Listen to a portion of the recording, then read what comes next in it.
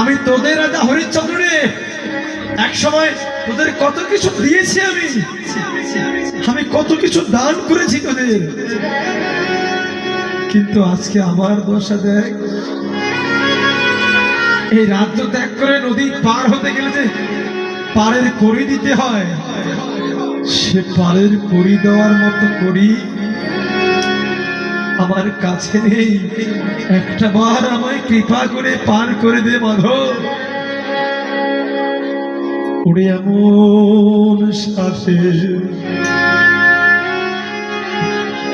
রাজ্য ছাড়ি